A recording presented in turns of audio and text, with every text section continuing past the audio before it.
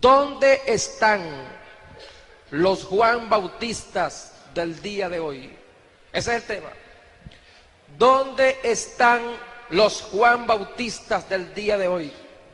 Cuando estudiamos la Escritura tenemos personajes famosos en Hebreos capítulo 11. El Salón de la Fama de los Héroes de la Fe está en ese capítulo.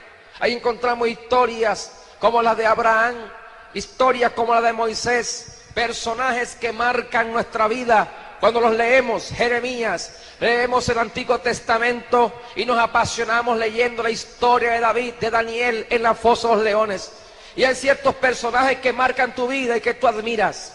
Pero entre esa gama de personajes hay uno de ellos que ha impactado mi vida personalmente cuando estudio su biografía. Dentro de los hombres de Dios, unos se caracterizan por el fuego del Espíritu Santo como Elías. Otros profetas se caracterizan por su capacidad de llorar orando como Jeremías. Unos se caracterizan porque eran cantores como David. Otros se caracterizaron por ser estadistas proféticos como Daniel. Unos se caracterizaron por hacer proezas y milagros como Eliseo, cuyo manto de Elías queda en él y la unción de Dios en Eliseo permite que se abra el río Jordán. Esas historias nos embargan, pero hay un personaje que no hizo algún milagro. Hubo un personaje en la Escritura que no tenía la capacidad intelectual quizás de Daniel. Un personaje en la Escritura que quizás la Biblia no habla de que levantó a algún leproso o que devolvió la vista a algún ciego.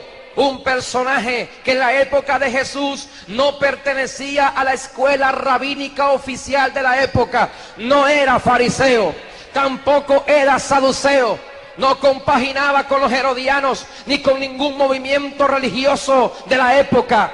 Un personaje tosco, brusco y rústico para predicar. Una persona cuyo dedo índice señalaba al Mesías que venía, que con su ministerio logra preparar el terreno al Cristo glorioso que venía a predicar. Una persona que comía algo raro para la dieta de la época, se vestía semejante a Elías. No tuvo 500 años, no tuvo 10 años en el ministerio, no tuvo 30 años en el ministerio, no se ve algún don milagroso en él. Sin embargo, la historia de este profeta de Dios llamado Juan el Bautista ha impactado miles de vidas en la historia del cristianismo. Un hombre quizás que no tenía la preparación intelectual de un Saulo de Tarso, pero un hombre que no le tembló el pulso cuando tuvo que decirle a Herodes la corrupción que tenía viviendo con la mujer de su hermano. Un hombre que no le tembló el pulso para decirle a la gente: generación de víboras, ¿quién os ha enseñado a huir de la ira venidera? Oh hermanos, qué gloria. Un hombre que no tuvo 10 años predicando, pero en el corto tiempo que tuvo logró estremecer al infierno y al diablo y a los corruptos de la época. Alaba a Dios con libertad y con gozo que reina para siempre. Gloria al nombre de Jesús. Ahora la pregunta inquietante es: ¿dónde están esos hombres? ¿Dónde están los Juan Bautistas del día de hoy? Algunos están en las iglesias formándose en el tiempo de Juan. Óyeme, se esperaba a lo mejor, los fariseos esperaban un doctor en letras. Los saduceos esperaban un maestro que les explicase los misterios de los ángeles, cuyas cosas ellos dudaban. Los herodianos y los políticos esperaban un mensaje suave en Juan. Sin embargo, los confrontó con su pecado, los confrontó con su realidad. ¿De dónde salió Juan? Los hombres de Dios salen del desierto de Dios, hermano, del lugar que nadie esperaba. De ahí salió Juan el Bautista. Y en el siglo en que estamos, la iglesia está atravesando el umbral de su historia. La iglesia está atravesando los capítulos finales. El libro de la historia de la iglesia está por culminarse. Pero antes de que se culmine esa historia con el rapto final, antes de que termine la historia de la iglesia, este mundo todavía está por ver el último capítulo. Porque Dios tiene hombres como Juan el Bautista y un remanente fiel que no se ha doblegado ante el pecado, ante el infierno y la corrupción que existe en el día de hoy. Religiosos y fanáticos persiguen a Juan. Si Juan existiera en el día de hoy, si Juan predicara en muchas iglesias, le cerraríamos las puertas a este ministerio. Yo veo algunas lecciones en este ministerio, algunas verdades que sobresalen en su vida. Porque si Dios escogió a este hombre porque vio algo en él, yo sé que el llamado es por gracia. Yo sé que Dios no te llama a ti por lo que tú eres, Dios te llama a ti por lo que tú serás. Dios no llamó a Pedro por lo que era, Dios no llamó a nadie por lo que es. Él te llamó con tus defectos porque Dios trabaja con un proyecto. Tú eres un proyecto de Dios y el proyecto de Dios es conformarte a la imagen de su Hijo, porque el que comenzó la buena obra la va a perfeccionar hasta el día de Jesucristo. Levanta conmigo su mano al cielo, dígalo conmigo. Diga, somos un proyecto de Dios. Somos el plan de Dios revelado. El misterio de Dios de unir la iglesia, de unir gentiles y judíos en un cuerpo. Y Dios no nos llama por lo que somos, pero hay ciertas características que Dios observó en Juan. Su llamado fue por gracia, pero ese hombre, Dios, la providencia forjó en él un carácter que es digno de ser recomendado y recordado. Número uno, cuando yo analizo el mensaje que este hombre predicaba, los predicadores nos quedamos pequeños. No hay maestro en el salón de la fama de los siglos pasados, de los predicadores que movieron masas. No hay exégetas ni eruditos bíblicos que puedan alguna vez repudiar la reputación y el contenido tan claro del mensaje de Juan. No predicaba ambigüedades. Juan no predicaba tonterías. Juan, si existiera hoy, no se pararía en este púlpito como un bufón para que la gente se empiece a reír.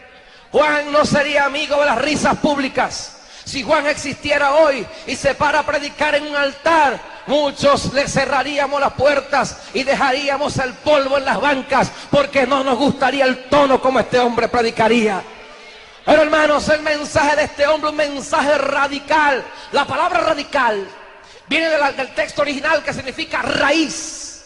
Un mensaje radical es aquel que predica la raíz del problema. Un mensaje radical ataca la raíz del problema. Y Juan no fue con filosofías. Quizás los fariseos querían filosofar con Juan, querían que Juan discutiese con ellos con el lenguaje de la época aceptada. Juan no, Juan fue el grano, le dijo: ustedes son unos pecadores corruptos, la solución de ustedes es que se arrepientan. Y le dijo: arrepentíos, haced obras dignas de arrepentimiento. ¿Quién os ha enseñado a huir de la ira venidera? Ustedes tienen que arrepentirse. ¿Tú te imaginas, hermano, esos doctores cómo bajaban allí?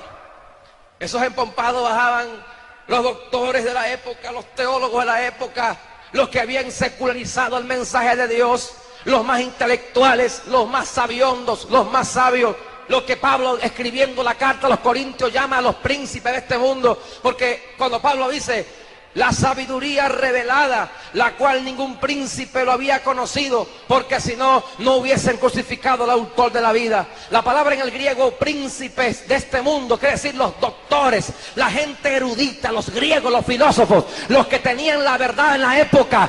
Ellos no entendieron este mensaje. Gloria a Dios por lo que estamos aquí esta noche. Lo vil del mundo, al Señor le plació revelarle su plan y su propósito. ¿Cuántos conocen la sabiduría de Dios? De reconciliarnos en Cristo en la cruz. Aleluya.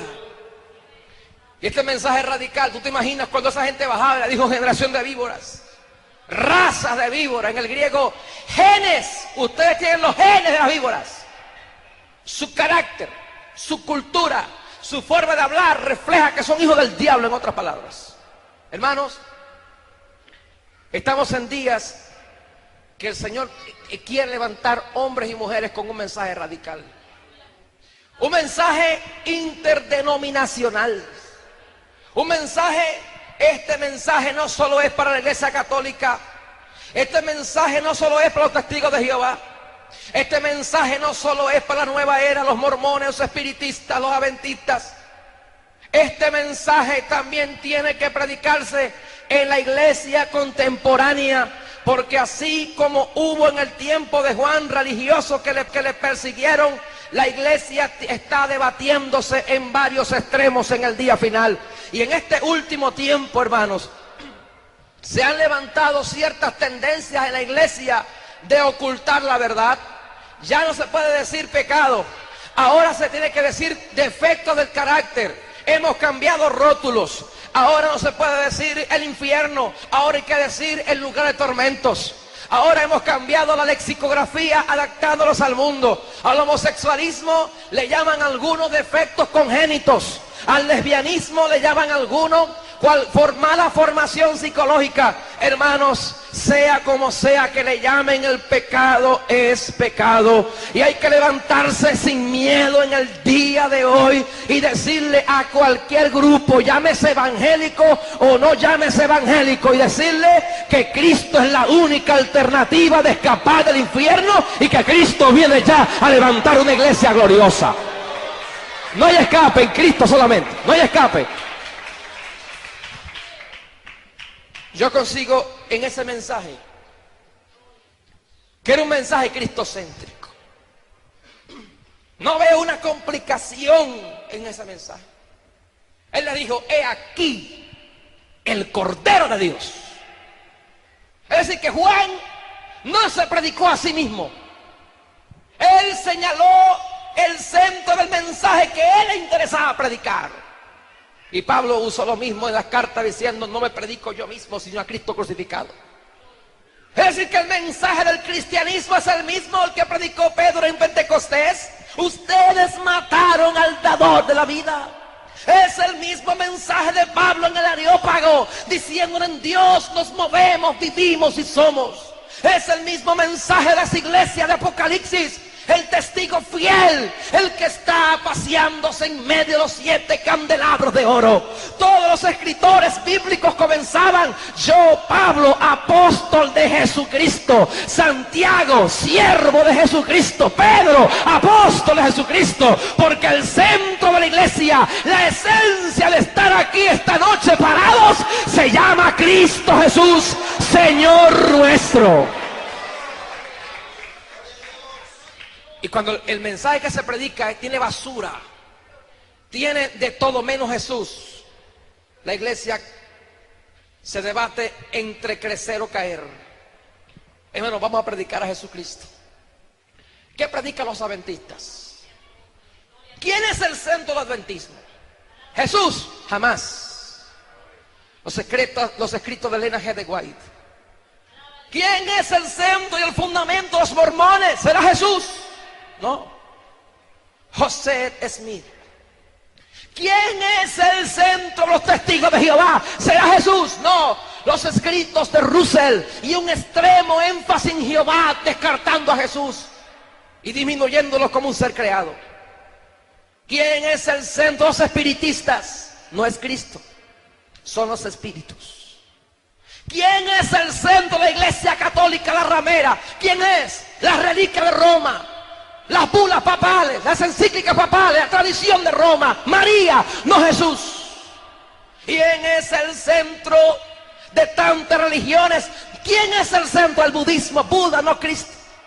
Y si nos ponemos a analizar quién es el centro de la falsa prosperidad, no es Cristo. El centro de los mensajes que se predican hoy es el mostrador, el comercio, el dólar y el dinero. El centro del mensaje es: Dios quiere enriquecerte, Dios quiere darte carros, quiere que hables bien, quiere que nunca te enfermes. No hay Cristo en ese lugar, porque ellos saben que al predicar a Cristo no se puede predicar a Cristo sin cruz y resurrección, sin calvario y corona, sin muerte y vida. Predicar de Cristo indica dos cosas: número uno, renunciar al viejo hombre, morir al carácter, tomar la cruz y seguir a Jesucristo en gloria, en bendición. Levante conmigo su mano al cielo, diga aleluya. Levanta alabanza al que reina por los siglos de los siglos, que Él está aquí esta noche. Jesús es el centro del mensaje. Predicamos costumbres nosotros, predicamos lo que yo creo, lo que tú crees, y Jesús está en un lugar Lo que la posición de la oficial de tal escuela determina, la teoría. Predicamos teorías bíblicas y no doctrinas. Predicamos normas y no doctrinas. Mire, hermano, vamos a predicar a Jesús. Predicar a Cristo como centro. No se puede hablar de matrimonio sin decir que Cristo es el centro del matrimonio. Sin comparar el amor de Cristo a la iglesia con el amor del esposo a la esposa. Es el centro. No se puede predicar profecía bíblica sin decir Cristo viene pronto a levantar la iglesia. No se puede predicar sobre el diablo sin decir que Jesús lo venció en la cruz del Calvario. No se puede predicar sobre finanzas y decirle que lo que le demos a la iglesia es para exaltar el nombre de Jesús. Aleluya. No se puede predicar de oración sin decir que la oración es en el nombre de Jesús. Es decir, que Cristo se encuentra en todas partes entrelazado. Donde quiera que usted lea el Génesis, el Éxodo, donde quiera que tú leas los Salmos, vas a conseguirte a Jesús por todas partes. En la Biblia Él es el león de la tribu de Judá. Él es la estrella resplandeciente de David. Él es el Hijo del hombre. Él es el Hijo de Dios. Él es el Alfa y el Omega, el primero y el postrero, el que es, el que era, el que será, el que ha de venir, el todopoderoso Dios. Él es el príncipe de paz. Él es Padre fuerte. Él es Dios fuerte. Él es Padre eterno. Él es el Mesías. Él es Emmanuel. Él es el gran Shaddai. Él es Jehová Jireh, Jehová el proveedor. Él es el príncipe del ejército de Jehová. Él es varón de guerra. Él es Cristo. La Biblia está señalada sobre Jesús. Hermanos, ¿qué pensaba Dios antes de que todo fuera creado? ¿Qué pensaba Dios antes de crear ángeles? ¿Qué pensaba Dios antes de crear la historia, el mundo, Israel, la iglesia, el planeta, el cosmos, estrellas, espacio, cielo, tierra, materia, lo que sea? ¿Qué pensaba Dios? Algunos dicen pensaba en nosotros. No, antes de pensar en ti, ¿qué pensaba Dios? Pensaba en crear. ¿Qué pensaba antes de pensar en crear? Pensaba en Israel. ¿Qué pensaba antes de pensar en Israel? Pensaba hacer ángeles. ¿Qué pensaba antes de pensar de hacer ángeles? El pensamiento eterno está en Juan 1:1. En el principio era el verbo, y el verbo era con Dios, y el verbo era Dios. ¿Qué es el verbo? El pensamiento, el logos, la palabra. Óyeme, Jesús es la palabra. Jesús es la expresión. Jesús es el pensamiento. El pensamiento eterno de Dios ha sido su Hijo. Pensando en Cristo, pensó en mí. En Él fuimos todos creados, por Él y para Él. Él es el modelo de la creación del hombre. Él es la imagen del Dios invisible. Vamos a predicar a Cristo. ¿Cuántos dicen amén por eso? Jesús es el centro. Y Juan descubrió eso. Digo, he ahí, he aquí el Cordero de Dios que quita. La palabra quita, airo, significa el que radica, el que lleva, el que carga el pecado por nosotros. Hermanos, yo estoy apasionado con este mensaje. Yo siento una unción fresca aquí. ¿Cuántos saben que Dios está ministrando? Yo siento que yo siento denuedo para hablar. Es una pasión que Cristo da, y yo creo que ustedes están contagiados aquí esta noche. Levante conmigo su mano, alaba a Dios un momentico. Rompa su esquema, no importa, tenemos tiempo para seguir predicando. Alabe al Señor y aleluya, gloria a Dios. Gloria al nombre de Jesús. No solamente el mensaje de Juan era bueno, su condición era buena. Juan era un hombre santo. Segundo lugar, la santidad de Dios estaba en ese hombre. Fíjate que Juan 5:35 dice: Él era antorcha que ardía y brillaba, y vosotros quisiste regocijaros un tiempo con su luz. La metáfora ahí, antorcha, significa que luz, es decir, que es testimonio. En Juan ardía la unción de Dios, y la santidad de Dios irradiaba en su carácter. No era perfecto en el sentido moral, pero caminaba en la santidad de Dios, procuraba perfeccionarse. ¿Tuvo errores? Claro que sí, tuvo errores. En una ocasión dudó con respecto al ministerio mesiánico, tuvo dudas en la prisión y mandó a preguntar a un hombre como tú y como yo, sujeto a pasiones. Sin embargo, cuando el ángel anuncia su nacimiento, dice, será varón grande. Será varón apartado para Dios, lleno del Espíritu Santo. Mira, hermano, era un hombre apartado para Dios, de integridad moral, de integridad física, espiritual. Fíjate que llegó el momento, cuando sale al ruedo a predicar, Lucas capítulo 4, Mateo 3, nos dice, Lucas 3, Mateo 3, habla de que dice que lanzó un reto diciendo, voz del que clama en el desierto. Mire, hermano, Dios está buscando hombres y mujeres como Juan el Bautista. En el contexto donde él aparece, no era cualquier cosa, no era fácil. ¿Qué pasaba en el tiempo de Juan? Si usted no sabe, de Malaquías, no de Malaquías a Mateo, desde Malaquías hasta Juan el Bautista transcurrieron unos 400 años. Algunos dicen de Malaquías a Mateo. No, Mateo escribe mucho después que algunas cartas de Pablo, si usted no sabía yo. Es decir, que no es el escrito de Mateo. Mateo no fue el primer escrito del Nuevo Testamento.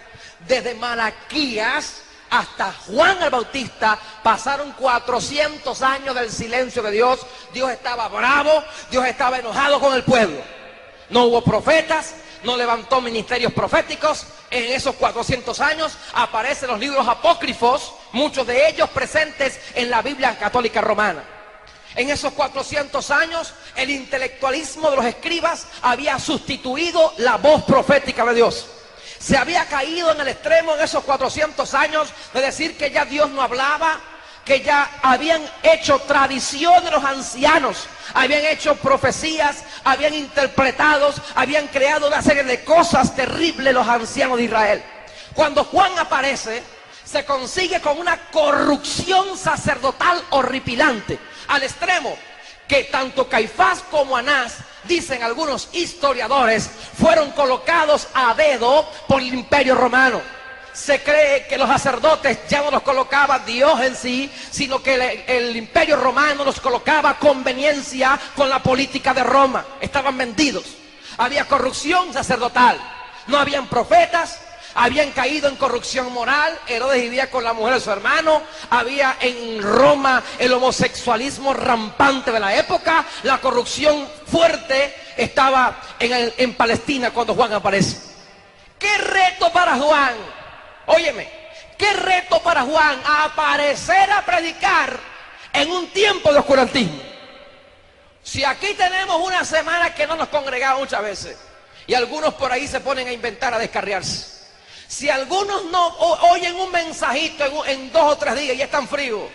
Si algunos hermanos en el día de hoy, con la presión que tienen, se descarrían y caen en adulterio, ¿qué sería la presión satánica en el tiempo de Juan, donde la corrupción era universal? No había voz profética y Dios tuvo que levantar a ese hombre con una trompeta diciendo, ya el tiempo se cumplió, se acabó este asunto, ya llegó el tiempo en que Cristo viene a hacer un ministerio grande. Y Juan comenzó a predicar su mensaje de arrepentimiento, hermano. ¡Qué reto para ese hombre! Predicarle a una generación mala, corrupta, sumergida en el pecado. ¿Cree usted que no estamos en tiempos parecidos? Digo yo. ¿Cree usted que no estamos en tiempos terribles? ¿Cree usted, hermanos, que la iglesia del Señor no está atravesando crisis a nivel mundial? ¿Cree usted que el mundo en que estamos no está corrompido? La televisión no se aguanta, la violencia no se aguanta, jóvenes que matan por comprar un par de zapatos o por comerse un perro caliente. Cuando vemos lo que está pasando en el día de hoy, ministros que se han vendido con la falsa prosperidad.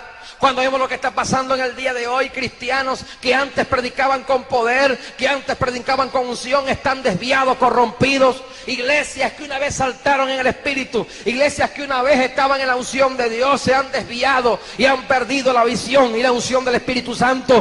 Hermanos, en Ciudad Bolívar, yo estuve predicando en Oriente y me cuentan y me ratifican que hay una iglesia en Ciudad Bolívar que se llama la Iglesia del Patriarcado, donde el pastor predica que se puede tener varias mujeres, porque Abraham, Isaac, David y los patriarcas tenían varias mujeres, que no es pecado porque Salomón tenía varias esposas. Eso está predicándose en Venezuela, en Oriente. cuando lo que yo vi por televisión, una iglesia que se llama la Iglesia de las Otras Ovejas de Jesucristo, donde la pastora de la iglesia lesbiana en Puerto Rico, se llama Iglesia de las Otras Ovejas de Jesucristo, que son puras mujeres, pertenecía a una iglesia de sana doctrina, una iglesia pentecostal. Se enamoró de la que tocaba el teclado y Dios les dio que se casaran y formaron un matrimonio, ambas mujeres, y hoy están pastoreando una iglesia de lesbianas, de mujeres con mujeres. Una iglesia que yo ratifiqué esto preguntando, que se llama la Iglesia Pentecostal Gay, y tantas tendencias que hay entre nosotros, la falsa prosperidad. Es decir, que la iglesia está siendo sacudida por falsas doctrinas. Estamos siendo sacudidos por inmorales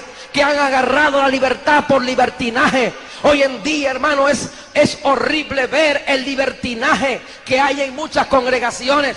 Los extremos son malos, pero óyeme, ¿cómo ve usted personas que andan con sus cuerpos exhibiéndolo al desnudo públicamente? Hoy en día hay personas que una vez dijeron que Dios trató con ellos, que le quitó esto y le quitó lo otro, y hoy han retrocedido y se han transformado, que ya no las conocemos y ya no los conocemos. Hermanos, entiéndase bien claro, el reloj de Dios de los últimos tiempos está sonando en esta noche, en esta iglesia. De un momento a otro, hermanos, la trompeta que estamos esperando se va a oír entre nosotros. De un momento a otro el cielo tendrá que enrollarse como un pergamino. De un momento a otro se cumplirá la esperanza bienaventurada, que en esta esperanza nos purificamos. De un momento a otro se va a acabar la guerra que tenemos. Es tiempo de buscar a Dios, iglesia. Vamos a soportar las tentaciones, vamos a aguantar las pruebas. Basta, basta, iglesia, no retroceda, avance con Jesucristo. Usted que me está escuchando, varón de Dios y mujer de Dios, que la lucha te tiene temblando en tu matrimonio, en tu hogar, que estás a punto de irte del Señor e irte de la iglesia, aguanta un poquito más la guerra, aguanta un poquito más, porque de un momento a otro el que ha de venir vendrá y no tardará. Gloria al nombre de Cristo. Si Cristo no viene en el momento que Él ha señalado, la iglesia se corrompería totalmente. Hay una hora específica que yo no conozco. Jesús dijo, ni los ángeles conocen. En la hora precisa el Señor vendrá a levantar la novia. Y si el Señor tardare una hora más de la hora que Él ha señalado, la iglesia se corrompería. Pero hermanos amados, tenemos al Espíritu Santo de Dios que está con nosotros. Y mientras tengamos las arras de nuestra herencia y tengamos al Espíritu Santo en nuestro corazón, algo nos dice, aguanta un poquito más, viejo, aguanta un poquito más. ¿A cuánto le ha pasado eso que estamos orando y nos dice por dentro el Señor, aguántate un poquito más, no temas, yo estoy contigo? Y el diablo se levanta y hay inflación en el país, problema económico, enfermedad por un lado, el diablo te ataca por los hijos, por el matrimonio, te ataca por los vecinos y te sientes fluctuar y te sientes caer, te desanima, te sientes mal cuando ves que alguien se descarría, cuando ves el pastor que tú tanto admirabas que se fue con otra falsa doctrina o cayó en adulterio o se desvió de la iglesia, te sientes mal, pero algo te dice en el corazón, aguanta, clama a mí, yo te responderé. No tengas temor, no tengas temor, no tengas temor, aleluya. Levante conmigo su mano al cielo, dígale gloria al nombre de Jesús, aleluya. Encontramos ese ministerio presente allí. Y por último, este hombre era un hombre sencillo y humilde. Era un hombre tan sencillo y un hombre tan humilde que dijo, yo no soy digno de desatar la correa del calzado, el que viene detrás de mí es antes que yo. Eso es humildad, ¿no? ¿Tú sabes lo que es tener un grupo de seguidores como tenía Juan? ¿Tú sabes lo que es, hermano, que tú sepas que tú estabas profetizado con tu nombre o con tu vida en las escrituras sagradas de hace siglos atrás? Dime una cosa, Juan sabía que Isaías habló de él, dígame sí o no. Dígame, Juan sabía que él era el hombre que Isaías había profetizado.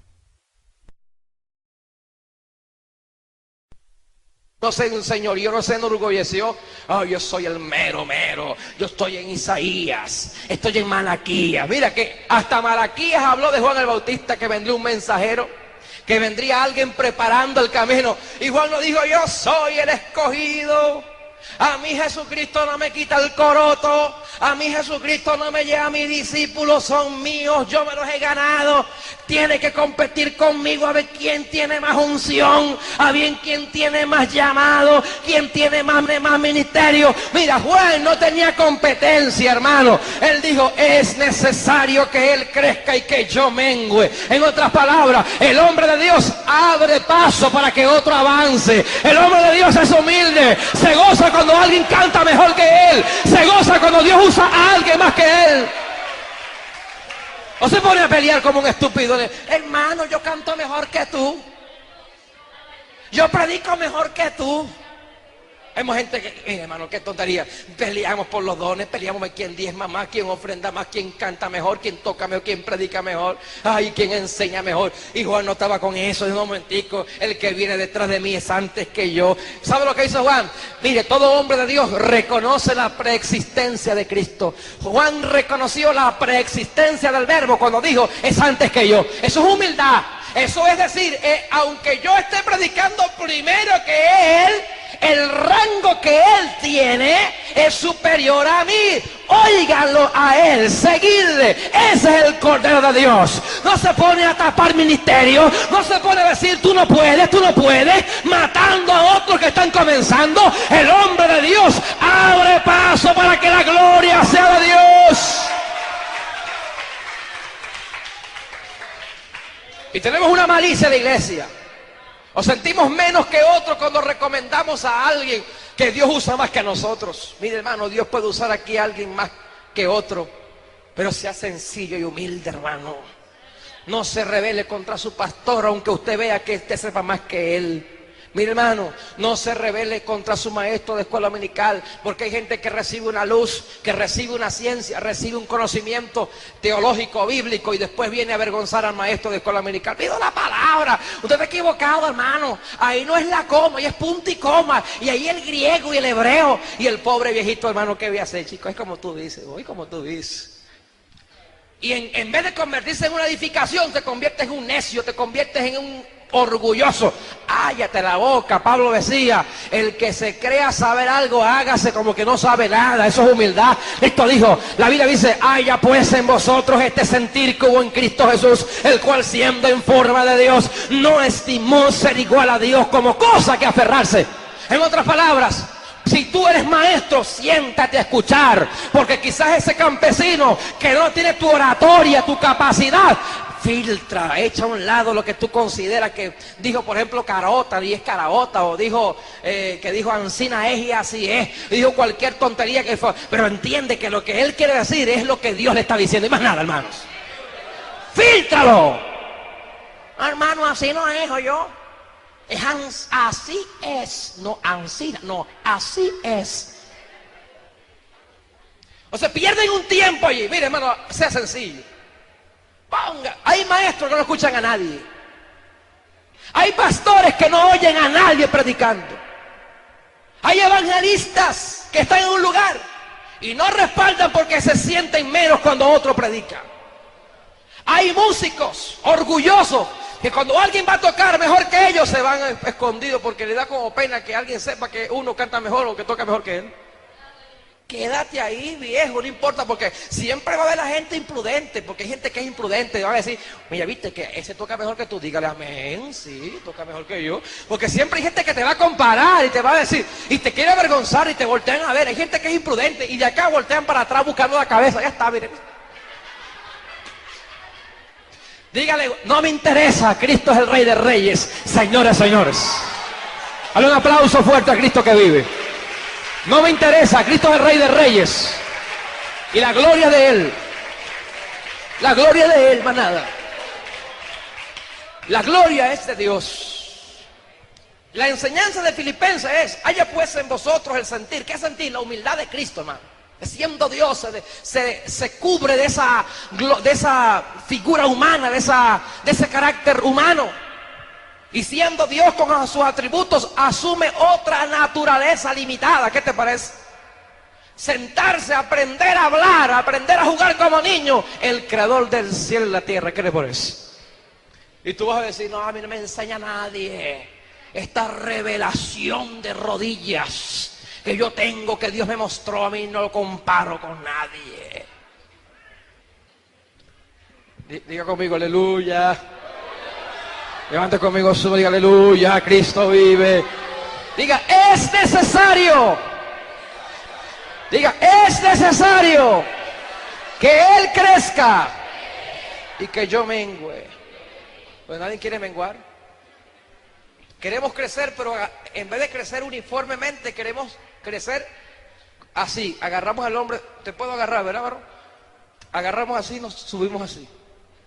Y este para abajo, yo para arriba, pero él para abajo. Nadie quiere crecer con otro. Hay gente que tú ayudas, hermano, y después son tus enemigos.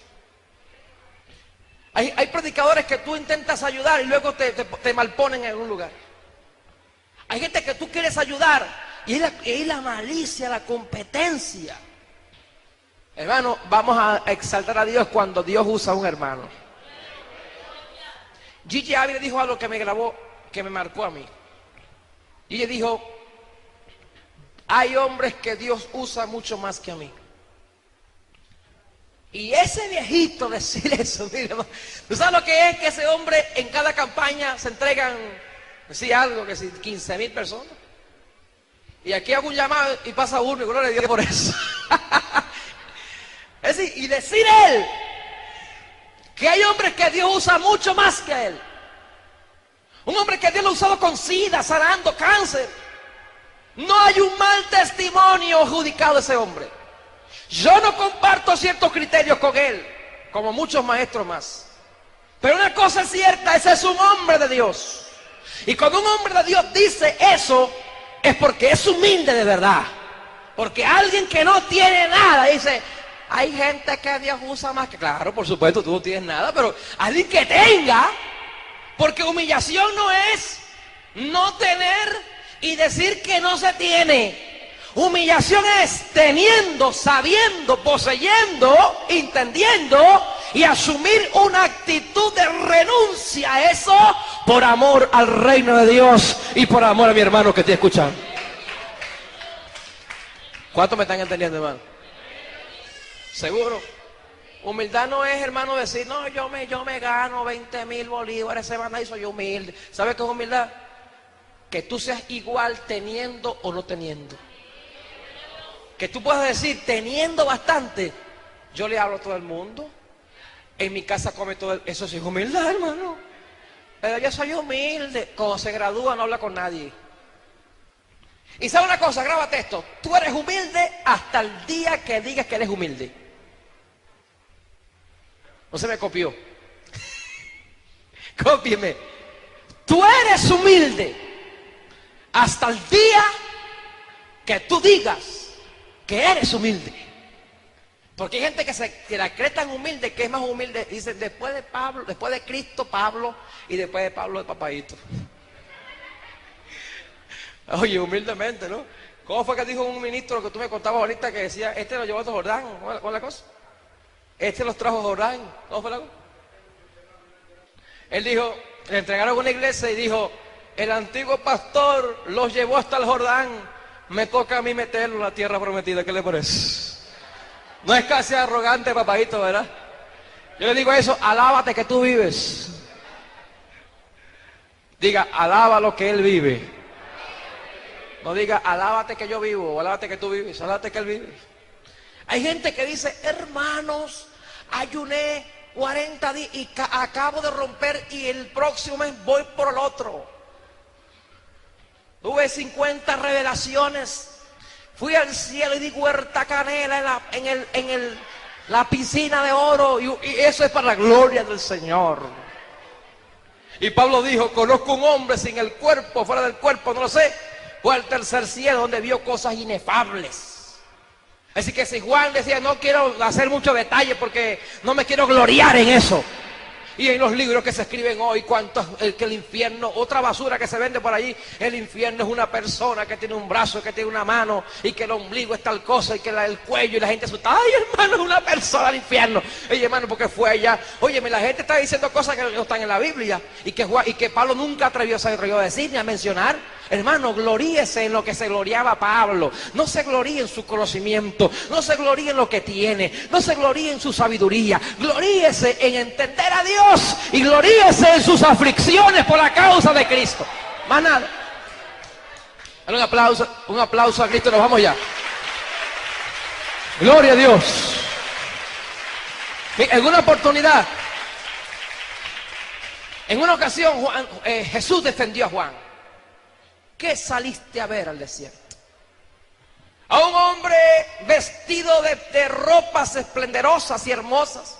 No, están en los palacios. ¿Qué saliste a ver? A un profeta. Sí, mucho más que un profeta.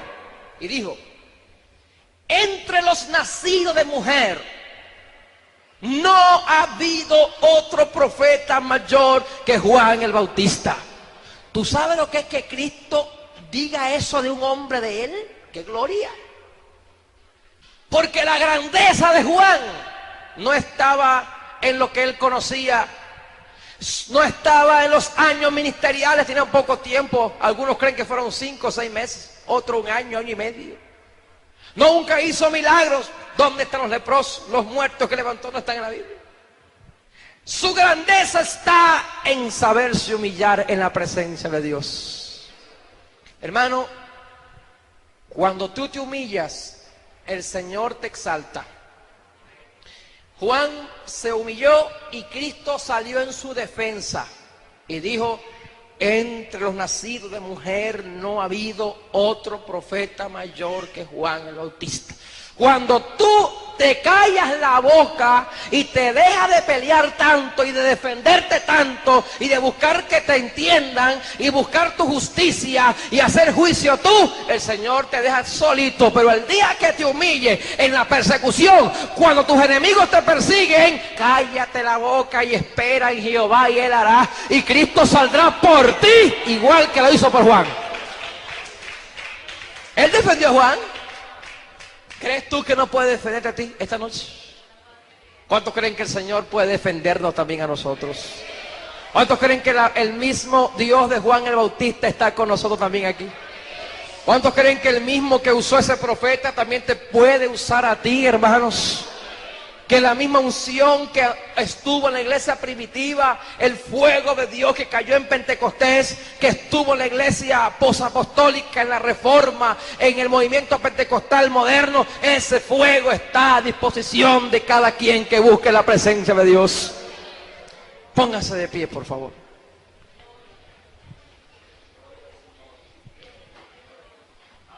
Levante conmigo su mano, pues. No espere nada. ¿Qué va a esperar? Ahora Dios.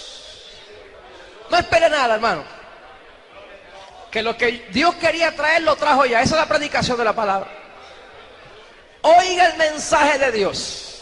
Ahí está la predicación. La interrogante es, óyeme mientras oras. ¿Qué vamos a hacer con nuestra vida? ¿Seguiremos en la indiferencia en que estamos? ¿Un ministerio raquítico? ¿Una vida cristiana mediocre? ¿Una vida cristiana jorobada, enana, pigmea?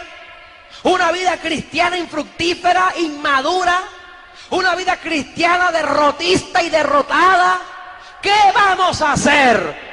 ¿Nos metemos con Cristo en la candela o la candela del diablo nos va a quemar? ¿Qué prefiere usted, el fuego de Dios o el fuego del diablo? ¿Qué agarra usted, hermanitos? Yo me quedo con el fuego de Dios. Levante conmigo su mano y reflexione. Vamos a orar con gozo, con libertad. Suelta el resto, hermano. Suelta el resto esta noche. Suelta el resto. Entréguese a Dios. Habla en lenguas en el nombre de Jesús. Busca la unción de Dios. Alábalo con libertad que Él reina. Alábalo con libertad que Él vive. Vamos a ser mejores cristianos. Vamos a predicar la palabra del Señor. Vamos a mejorar, hermanos amados. Oh, cámara masayama. Y arranda la masía, oh, se cananama. y saicando la mano. Y sana la mahara sayamo. Oh rana malahasi alo marahana se kamayama. Gloria sea Jesús. Gloria sea Jesús. Alalala baramasi ondorendale mare. Hermano, escucha esto. Ora en silencio, óyeme. A través del Espíritu Santo viene a mi espíritu, viene a mi mente una visión, una imagen, hermanos, de un río revuelto y crecido. Un río que está arrastrando personas, cristianos. Y puedo presenciar, puedo ver, puedo sentir en esta visión cristianos subiéndose en una roca levantada en medio de ese gran río, saliendo. Alamarracasía Mohamandi. Así dice el Espíritu Santo a la iglesia. Vienen confusiones doctrinarias, vienen confusiones. Ríos revueltos arrastrarán el lodo, arrastrará ministros, arrastrará creyentes que se apartarán. Aún viene un tiempo peligroso, dice Dios. Arracanda la masica, pero en los concilios, en las federaciones, en la iglesia, así dice el Espíritu Santo. Arraquianda la vasalla. Yo he de mantener, yo he de sacar, yo he de mantener firme y vivo aquel que busque mi rostro. Arraquiando la majaseama. Así dice Dios. No se corrompa mi pueblo, no se corrompan mis ministros, no se corrompa la iglesia. Arquenda la masicalaya. Yo soy la roca de escape, yo soy la roca de refugio. Saikamaya. Hermanos, juzgue usted. Pero así dice Dios, mire, viene una sacudida de mata a nivel nacional. Oh, así cantolema. No quiero ser yo, hermano, parte de esos frutos podridos cayendo. No quiera ser usted parte de aquellos que serán podados, que serán cortados. Viene depuración a la iglesia en Venezuela. Viene una limpieza de altares. Viene una limpieza ministerial. Viene una limpieza espiritual a nivel nacional. Oh, Shokanamandale. Pecados ocultos van a salir al relieve como nunca antes. Gente enferma vendrán a la iglesia. Personas enfermas y muertas por causa de su pecado. Oh, Rey Kinda la Marasea Mayama. Dios va a actuar soberanamente en las iglesias. Así dice el Señor. El Señor de la mies va a limpiar su pueblo. Levante conmigo su mano y a ver qué había para siempre. Huyamos de la fornicación, huyamos de la idolatría, huyamos del pecado, huyamos de la corrupción moral, huyamos de la corrupción fraternal. Vamos a unirnos como pueblo, hermano. Deja la división con tu hermano, deja la contienda con el líder, deja de fraguar división, deja de fraguar guerrilla espiritual en la iglesia, deja de fraguar confusión profética, deja de fraguar división con tu lengua. Vamos a unirnos como un solo pueblo, hermano. Vamos a soltar las diferencias del pecado y vamos a unirnos como un gigante en la fe. Si Cristo viniera esta noche, ¿cuánto estaríamos en ese traslado? Yo quiero que tú pienses en esto. Si la trompeta sonara ahorita mismo, si la trompeta sonara ahora mismo, si ahora la trompeta sonara, ¿cuántos subiríamos al encuentro con el amado? ¿Cuántos subiríamos al encuentro con el esposo? Aquel que invirtió su sangre para limpiarte a ti y a mí. Aquel que invirtió su sangre para lavar la iglesia y purificarla. Aquel que se entregó a sí mismo por ti. ¿Cuánto estaríamos de pie en ese día? No, hermano.